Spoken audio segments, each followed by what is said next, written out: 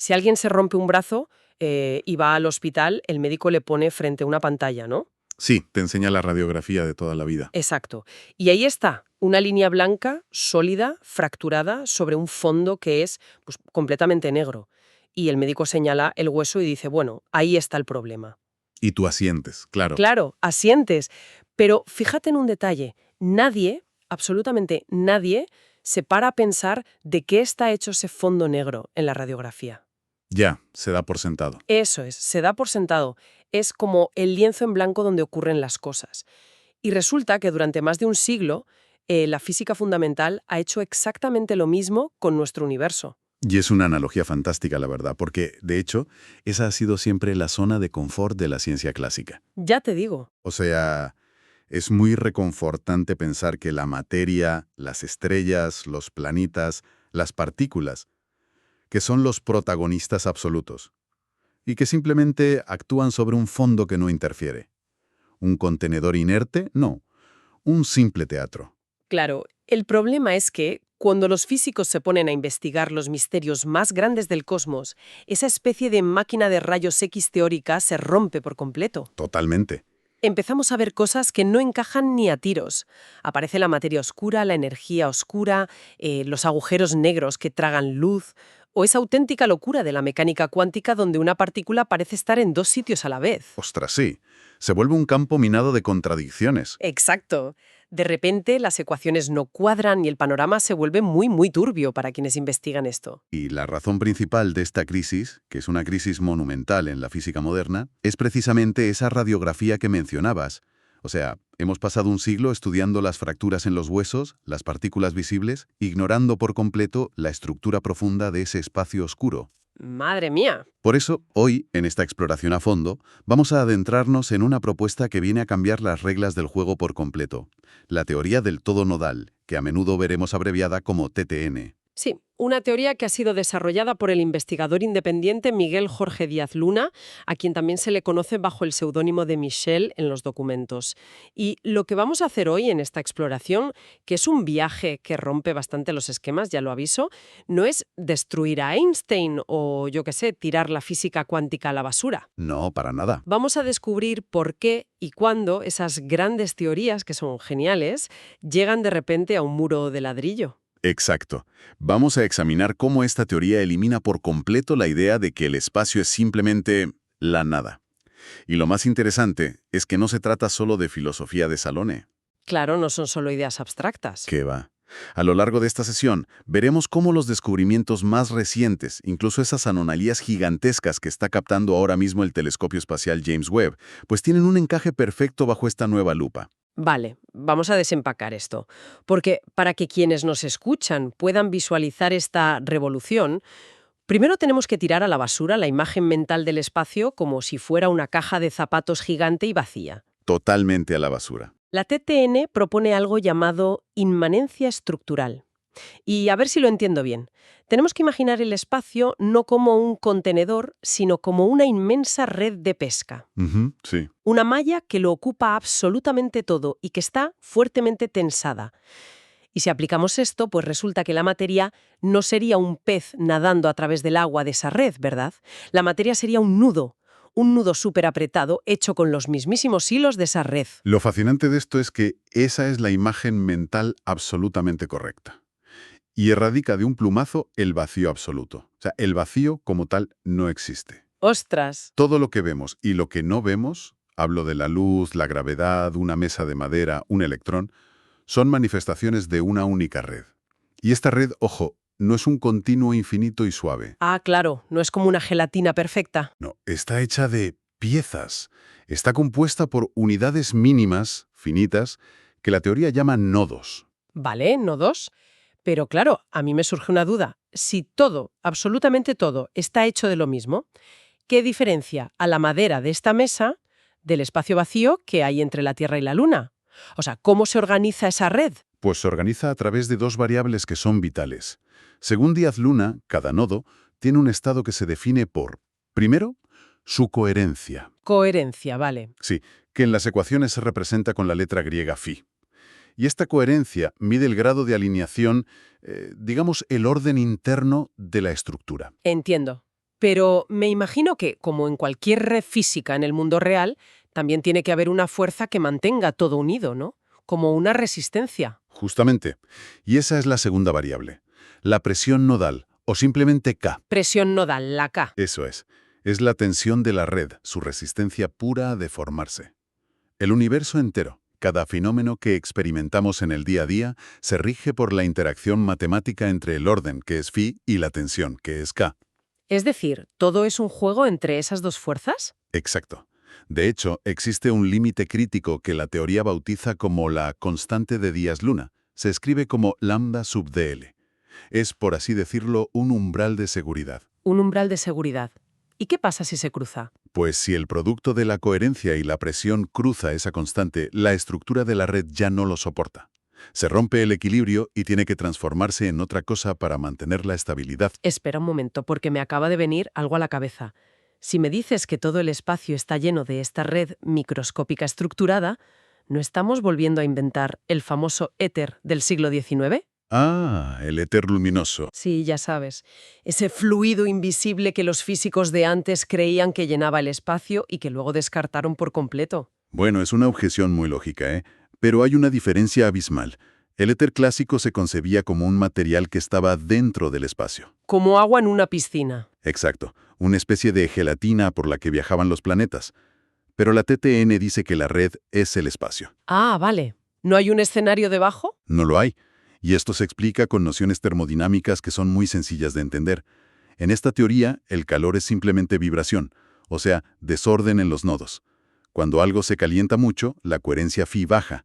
La red vibra muchísimo y parece caótica. Entonces, si el calor es vibración, el espacio vacío que vemos ahí fuera, ese frío extremo del cosmos, ¿qué es exactamente en este modelo? Pues el espacio que llamamos vacío es simplemente el estado donde la red tiene su mínima coherencia y tensión posibles. ¿Sigue estando ahí? Sigue ahí, pero vibrando lo justo, casi nada. Pero fíjate qué pasa cuando eliminas todo el calor, absolutamente toda la vibración. Imagina un frío extremo, el cero absoluto. Vale, lo imagino. ¿Todo se para? Se para, la vibración cesa, y entonces la red estructural subyacente emerge de forma pura. Y esto es algo que ya vemos a nuestra escala humana. Cuando enfrías un líquido, el desorden molecular se detiene y de repente, ¿qué tienes? Emerge un cristal perfecto y ordenado. ¡Ostras! ¡Qué buena analogía! Pues la TTN lleva ese principio microscópico a la estructura misma de la realidad fundamental. Aquí es donde se pone realmente interesante, la verdad. Porque si me dices que el universo es una malla finita, hecha de nodos tangibles, de piezas concretas, eso tiene que chocar de frente con uno de los mayores dolores de cabeza de los matemáticos. ¿Te refieres al infinito? Exacto. El concepto de infinito. Siempre he leído que cuando a un físico cuántico le sale un resultado infinito en la pizarra, se echa a temblar, literalmente, porque significa que la teoría se ha roto. Y tienen muy buenos motivos para temblar, te lo aseguro. El infinito es un fantasma matemático. Para entender cómo la TTN destierra al infinito de una vez por todas, hay que mirar el diseño íntimo de esa red. A ver, cuéntame, ¿cómo es por dentro? La unidad mínima, el nodo, no es un punto sin dimensiones como asume la física de toda la vida. Es una forma geométrica con volumen. Concretamente, el cubo nodal. Un cubo, literal. Como un dado de jugar al parchís, pero a una escala subatómica loquísima. Bueno, a nivel de relaciones estructurales, sí. Piensa que un cubo tiene 8 vértices, ¿no? Sí, claro, 8 esquinas. Pues en física cuántica existe una propiedad fundamental de las partículas llamada spin. Siempre se ha enseñado como algo casi mágico, una rotación abstracta que nadie puede visualizar del todo. Y resulta que hay 8 posibles estados básicos para ese spin. Ostras, 8 estados y el cubo tiene 8 vértices. Exactamente. La TNA aterriza esa abstracción matemática. Esos 8 estados corresponden de forma geométrica y supernatural a las 8 orientaciones estables que un nodo puede tomar en los vértices de ese cubo. O sea, que el spin de un electrón no es una etiqueta matemática esotérica rara, es literalmente su posición física dentro de ese pequeño cubo estructural. ¿Tal cual? Vale, lo compro. Pero corrígeme si me equivoco, que algunas tienen que dar 2 vueltas completas sobre sí mismas para volver a verse igual, o sea, para recuperar su estado original. Sí, los fermiones. Es un concepto contraintuitivo. Claro, entonces, ¿cómo hace eso un cubo sólido sin romper la red entera de hilos a su alrededor? Para explicar eso, la teoría introduce una mecánica topológica que es fascinante. La banda de Mobius. Ah, ¿te refieres a esa típica manualidad, la cinta de papel a la que le das medio giro y pegas los extremos, de modo que solo tiene una cara y un solo borde continuo? Esa misma. Visualízalo por un momento. Si trazas una línea con un lápiz a lo largo de una banda de Mobius, tienes que dar 2 vueltas completas para volver al punto de partida original. ¿Es verdad? Pues la TTN argumenta que esta es la configuración geométrica mínima que permite a un nodo en la red invertir su polaridad o cambiar de fase cuántica sin que los hilos de la red, los enlaces K, se rompan. O sea, ¿se retuercen? Se retuercen en un ciclo de Mobius. Todo ese misticismo cuántico que no entendíamos se convierte, de repente, en un problema de ingeniería geométrica muy elegante. Fíjate, si todo es ingeniería geométrica, me vas a tener que explicar el mayor misterio de todos en la física cuántica. A ver, dispara. La dualidad onda-partícula, el famosísimo gato de Schrödinger. Ah, claro. Nos han contado 1000 veces que, en el mundo cuántico, una partícula puede estar en múltiples sitios a la vez, o ser una onda y una partícula simultáneamente, hasta que llega alguien con una bata blanca y la mira. Sí, el colapso de la función de onda. Eso es. ¿Cómo explica eso una teoría basada en nudos y en tensiones mecánicas? Pues lo desmitifica por completo a través de lo que Díaz Luna llama el estado Box. Estado Box. Sí, la partícula nunca, jamás, está mágicamente en 2 sitios a la vez desafiando la lógica. Antes de que un físico decida medirla con su aparato, la partícula no es un punto sólido. Está en un régimen preespacial. Preespacial, ¿qué significa eso visualmente? Imagina que está distribuida como un patrón de vibración y de tensión a lo largo de varios nodos. Es una onda de coherencia que está extendida, difuminada por la red. A ver si lo capto. Es como si el gato de Schrödinger no estuviera vivo y muerto a la vez, sino que su información estuviera disuelta en el tejido de la red. Como una mancha de humedad en una pared, ¿no? Esperando a que pase algo. Exactamente. Es una mancha de tensión. Y cuando el físico hace la medición en el laboratorio, no hay ningún colapso mágico influenciado por la consciencia humana ni nada de eso. Entonces, ¿qué es la medición? Medir implica, físicamente, inyectar energía o inyectar tensión en la red. Ese parche de humedad, esa onda difusa, se ve forzada a subir su coherencia de golpe debido a la presión del instrumento. El nodo se satura. Ah, se satura. Y la estructura se contrae de repente en un punto localizado. ¡Pum! La partícula aparece. ¡Qué maravilla! ¡Qué forma tan visual de entenderlo! Y todo esto sin necesidad de invocar universos paralelos infinitos ni cosas raras. Nada de universos paralelos. Y esto me lleva de vuelta al problema del infinito. Si las matemáticas cuánticas tradicionales usan trucos, lo que ellos llaman renormalización, creo, para esconder los resultados infinitos debajo de la alfombra y poder seguir calculando, ¿cómo soluciona esto la TTN? Pues prohibiéndolo por decreto estructural. Directamente. El infinito en las ecuaciones clásicas aparece porque asumen que puedes dividir el espacio para siempre. Claro, partes 1 milímetro, medio milímetro, luego en 1/4, luego en 1/8, sin fin. Eso es. Pero si el universo está hecho de cubos nodales sólidos, llega un punto en que físicamente no puedes dividir más. Hay una resolución finita, un límite, que la teoría llama L sub TTN. Entiendo, como los píxeles de una pantalla. Tal cual. El infinito cuántico es simplemente el error matemático que cometes al ignorar el tamaño del píxel del universo. Vale, tiene todo el sentido del mundo. Pero, a ver, si prohibimos que algo se comprima hasta el infinito en el mundo de lo diminuto, tenemos un problema gigante ahí arriba. Literalmente. A ver a dónde vas. A los agujeros negros. La relatividad de Einstein afirma categóricamente que en el centro de un agujero negro hay una singularidad, un punto donde la gravedad y la densidad se vuelven, otra vez, infinitas. La teoría nodal rompe entonces también con los agujeros negros. No, no los rompe. Los explica muchísimo mejor. En la TTN no hay ninguna singularidad infinita. Entonces, ¿qué hay en el centro? Piensa en el mecanismo de la red que hemos hablado. Un agujero negro es una compresión gravitacional brutal. Esa presión masiva de la red actúa deteniendo por completo toda vibración cuántica. Todo el calor de esa región del espacio se congela. Ah, como cuando hablábamos del cristal formándose en el frío extremo. Eso es. Al congelarse toda la fluctuación cuántica, la red en el centro exacto del agujero negro alcanza el estado de orden absoluto. Es lo que la teoría denomina el nodo supremo. El nodo supremo. Suena casi de ciencia ficción. Suena épico, sí. Pero no es un pozo caótico sin fondo que destruya la información como se suele pensar. Es el estado de máxima coherencia, el phi puro al 100%, más perfecto que la naturaleza puede fabricar. Es un archivo compactado inquebrantable. Como un archivo zip estructural perfecto del universo. Exacto. Vale. La teoría suena increíblemente bella sobre el papel, ¿eh? Todo encaja. Pero la ciencia necesita pruebas. Y fíjate que aquí es donde me quedé de piedra leyendo los documentos para preparar esta exploración a fondo. Sí, la parte empírica es brutal. Brutal.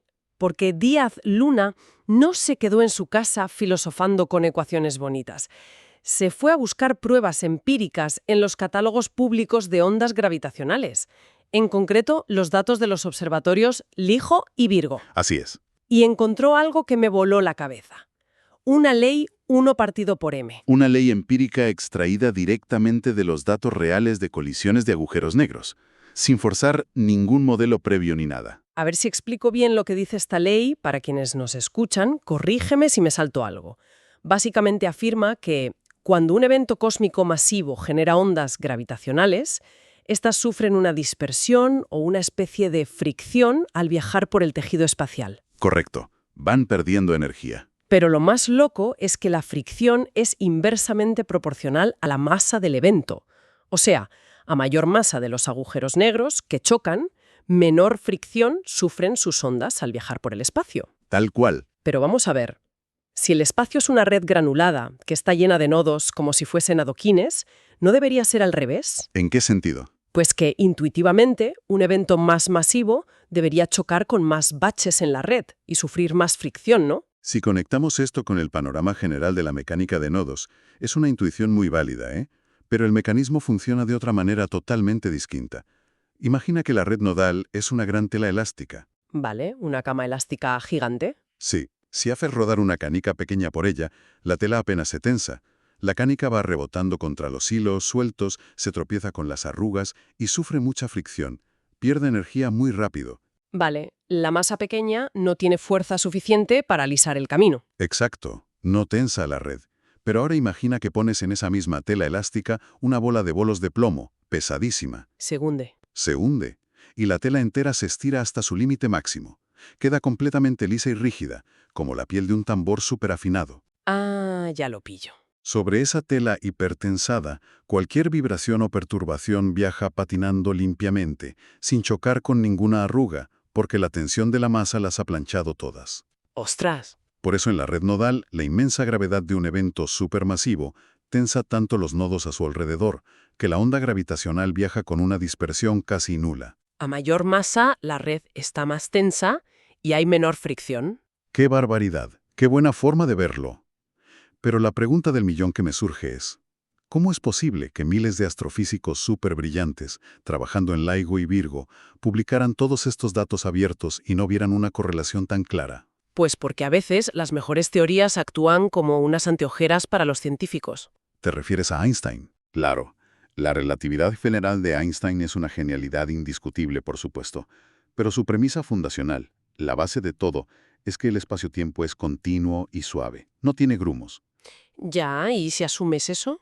Si todo tu marco de trabajo asume que el universo es una pista de hielo perfecta, ni siquiera te molestas en buscar marcas de fricción en los datos porque tu teoría dice que no deberían existir. Claro, no buscas lo que crees que es imposible. Exacto. Pero la TTN, al proponer una red discreta con píxeles, obliga matemáticamente a que haya una fricción. Así que Díaz Luna buscó esa firma matemática exacta en los datos públicos y ahí estaba. Cuadraba perfectamente. Es una prueba empírica contundente de la resolución finita del cosmos. Es alucinante. Tomar datos que todos tenían delante de las narices y armar un rompecabezas completamente nuevo. Y tan nuevo. Y esto inevitablemente me lleva al origen de todo, al principio del universo. Si la extrema gravedad empuja la red para formar este nodo supremo, superordenado en los agujeros negros, ¿qué pasó en el principio de los tiempos? Buena pregunta. Porque en la teoría clásica, lo que nos enseñan en el instituto, nos vende que el Big Bang fue una explosión casi mágica desde, otra vez, una singularidad infinitamente pequeña. Y por pura coherencia interna, la TTN rechaza de plano esa idea del punto inicial mágico. El infinito está prohibido, recuérdalo. Vale, entonces, ¿cómo empezó todo si no fue un punto? En lugar de una explosión única que surge desde la nada absoluta, la teoría plantea un escenario muchísimo más dinámico y, yo diría, más realista. Un proceso de inicios fallidos. Inicios fallidos. ¿El universo intentó nacer varias veces y fracasó? Algo así, sí. Imagina la inmensa red original en un estado de desorden brutal, pura vibración y calor caótico. Un hervidero. Exacto. La red trataba de organizarse localmente, de colapsar en estructuras estables, pero la vibración térmica era tan alta que las configuraciones se rompían enseguida, se hacían y se deshacían. ¿Hasta qué? Esto ocurrió muchísimas veces hasta que, en una de esas reorganizaciones masivas, un número suficiente de nodos logró alinearse de casualidad. Alcanzaron un umbral crítico de coherencia, ese phi crítico del que hablábamos al principio. Ah, la constante de Diez-Luna que mencionabas. Justo. De repente la estructura hizo clic, se bloqueó en su sitio y se volvió capaz de sostenerse a gran escala sin romperse por el calor. Vale. Hace clic, se estabiliza y luego me imagino que empieza a expandirse, ¿no? Formando el cosmos inmenso que conocemos hoy. Eso es, Pero claro, el gran misterio actual en la cosmología es que la expansión no solo continúa, sino que se está acelerando. Y los libros de texto modernos lo achacan a una misteriosa energía oscura que lo empuja todo desde el vacío. la energía oscura. Otro de esos parches matemáticos que la TTN elimina de un plumazo. ¿En serio? ¿Cómo explica la expansión entonces? Pues resulta que el universo no se expande porque algo misterioso y oscuro lo empuje desde fuera. Se expande simplemente por la presión nodal. ¿Por la variable K? La tensión de la red. Eso es. Esa red primigenia que acababa de hacer clic estaba bajo una tensión extrema, inimaginable. Era como una goma elástica súper gruesa estirada al máximo absoluto. A punto de reventar. Exacto. Y para sobrevivir sin romperse y volver al caos, la estructura necesitaba relajarse desesperadamente. Necesitaba perder tensión, ganando volumen físico. La expansión acelerada que vemos hoy no es una fuerza fantasmal empujando, es simplemente el universo suspirando, intentando disipar y relajar esa inmensa presión mecánica inicial. Entiendo. Ostras, y esto explicaría perfectamente por qué el telescopio James Webb está rompiendo los esquemas de todos los astrónomos últimamente. Ah, las galaxias tempranas, claro. Sí.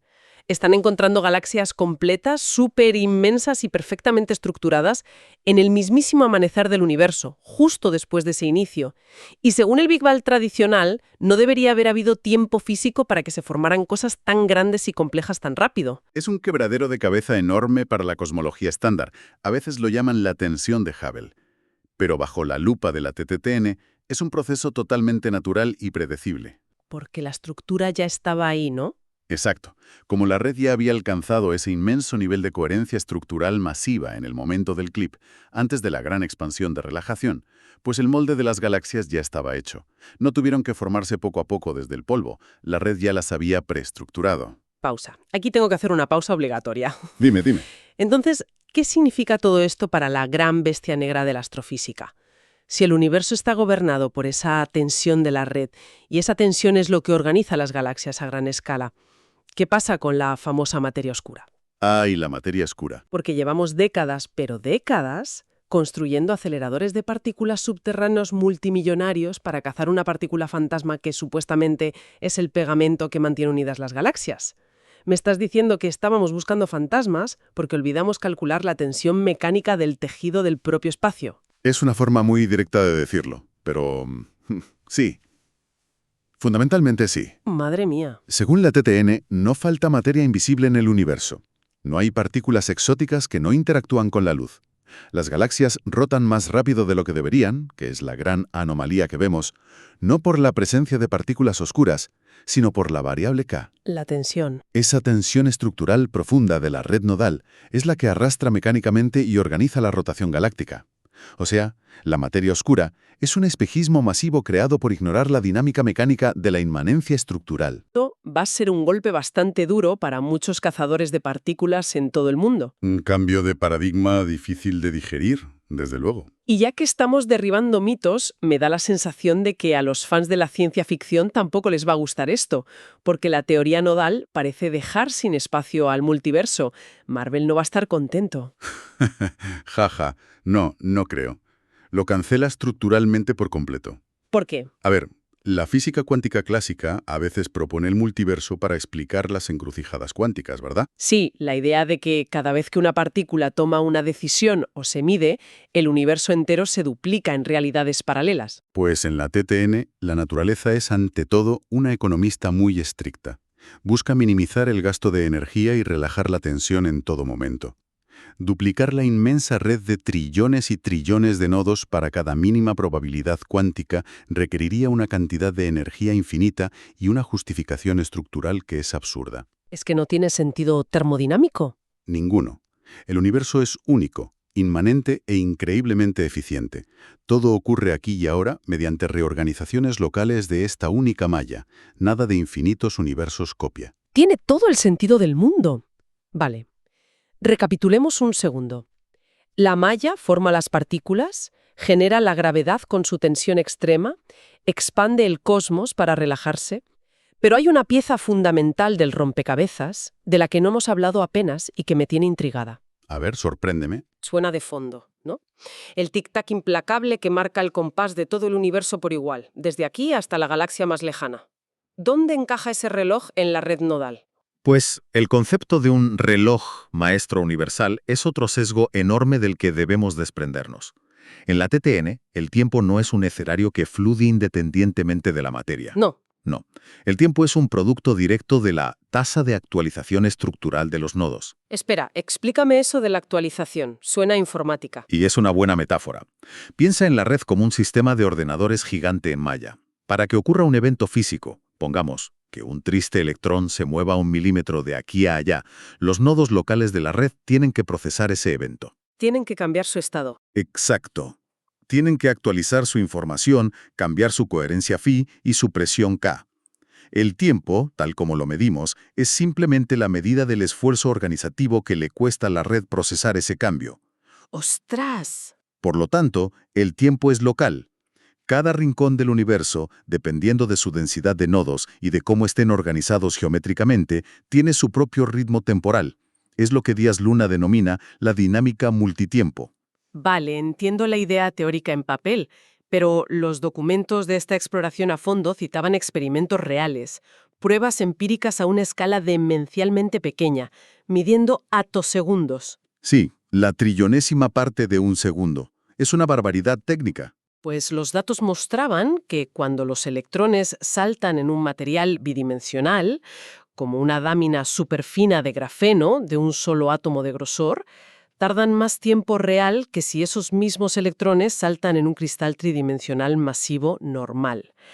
Y sinceramente, me cuesta horrores imaginar que una simple lámina plana tenga un reloj interno distinto al de un cubo tridimensional en el mismo laboratorio. Esto plantea una pregunta importante, y es un hallazgo empírico asombroso.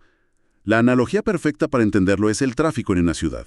A ver, explícame eso. Piensa en el material bidimensional, la lámina fina, como una ciudad antigua, con una cuadrícula de calles de un solo nivel, totalmente plana y horizontal. Vale. Si la información o los coches tienen que ir de un extremo a otro de la ciudad, se encuentran inevitablemente con cruces, semáforos, atascos, cuellos de botella.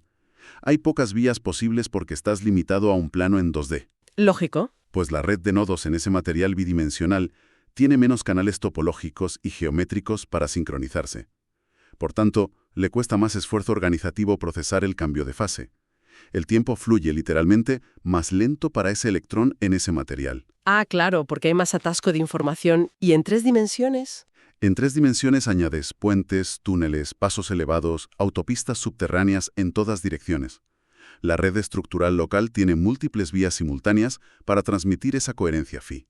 La actualización de la información ocurre muchísimo más rápido. Madre mía. La TTN nos revela, con datos empíricos de laboratorio, que el tiempo no es un río que fluye sobre las cosas.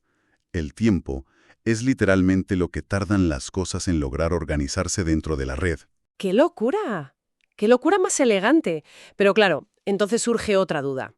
Si cada pequeño nodo o cada pedazo de material en mi mesa tiene su propio reloj interno, de tráfico lento o rápido, ¿por qué nosotros los seres humanos experimentamos el tiempo como un continuo fluido y unificado? O sea, ¿por qué mi reloj y tu reloj están de acuerdo hoy? si estamos hechos de billones de relojes microscópicos independientes? Porque lo que tú y yo experimentamos es puramente macroscópico. Es el consenso estalístico de trillones y trillones de nodos operando a la vez. Un promedio, digamos. Exacto. Un promedio brutal. Cuando la red a gran escala está tan unificada como en un cuerpo humano o un planeta y tiene una coherencia global tan fuerte, esas microdiferencias temporales locales se promedian, se difuminan por completo. Entiendo. El orden temporal que percibimos en nuestro día a día no es una flecha mágica impuesta desde fuera por el universo. Es una ilusión organizativa.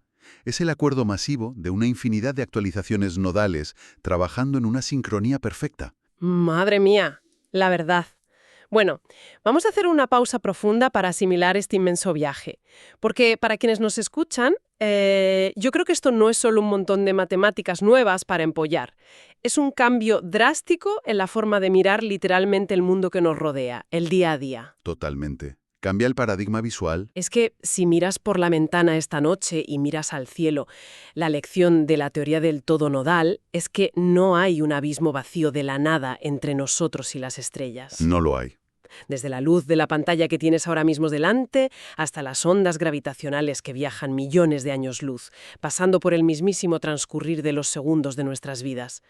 Todo, absolutamente todo, está interconectado por la coherencia y la tensión de un hilo estructural ininterrumpido. Somos parte de esa misma tela. ¡Qué bien dicho! Y el poder real de este marco de trabajo, de esta nueva óptica, es que no te exige fe ciega.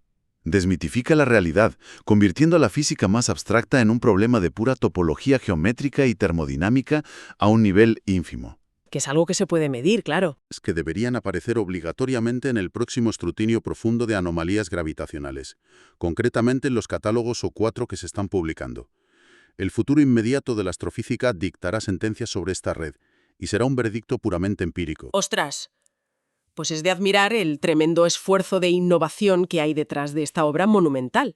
La capacidad, de verdad, de mirar la misma radiografía de huesos rotos que el resto de los científicos llevaba un siglo mirando, y decidirse por fin a investigar a fondo ese fondo oscuro e ignorado. Un acto de valentía intelectual, sin duda. Y bueno, para cerrar nuestra exploración a fondo de hoy, quiero dejar una última semilla en el aire a partir de toda esta maravilla estructural de la que hemos hablado. A ver qué nos traes. Hemos dicho que toda la realidad material, la luz, los agujeros negros, el tiempo, son solo la gran red buscando la estabilidad, organizando sus nudos, disipando su tensión y aumentando su coherencia phi. Sí, todo es un proceso organizativo. Pues si esto es así, ¿qué ocurre con el pensamiento y la memoria?